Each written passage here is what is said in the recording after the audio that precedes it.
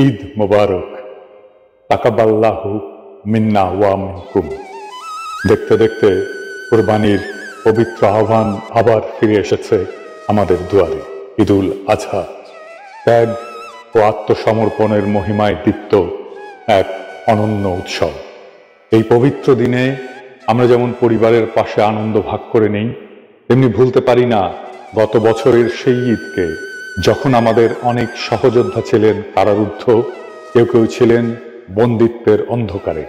আজও স্মরণ করি গাজার ধ্বংসস্তূপে কাঁপতে থাকা শিশুগুলোর কান্না, রাফার রক্তাক্ত আকাশ, নিজেদের ভূমিতে পরবাসী আমাদের ভাই বোনদের যারা ফ্যাসিস্ট শাসনে হারিয়েছিলেন সন্তান, পিতা, মা কিংবা স্বপ্ন।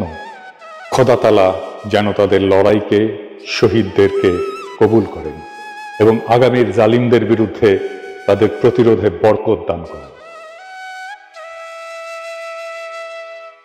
24শে জুলাইয়ের বিপ্লব ছিল এক বজ্রধ্বনি, অন্যায়ের বিরুদ্ধে সাহসী মানুষের গর্জন। তরুণ, কৃষক, দিনমজুর, রিক্সাচালক, পথশিশু, ছাত্র যারা বুক চিতিয়ে দাঁড়িয়েছিল, যাদের রক্তে ও আত্মত্যাগে পথে পথে জেগেছিল আশার আলো, তাদের পরিবার আজ ঈদের দিনে খুশির আড়ালে বহন করছে বুক ভরা শোক। হাজার হাজার আহত পরিবারের ঈদ আনন্দের সাথে বুক ভরা শূন্যতাও নিয়ে এসেছে। তবে একই সঙ্গে যারা দীর্ঘ নিপীড়নের অন্ধকার পেরিয়ে আজ বাড়ির উঠোনে দাঁড়িয়ে ঈদের কুশল বিনিময় করছেন, তাদের চোখে আনন্দের সঙ্গে জ্বলছে কৃতজ্ঞতার অশ্রু। এ অশ্রু হেরে না যাওয়া মানুষের, এ আনন্দ সেই বীরদের, গাজীদের সংগ্রামের পুরস্কার।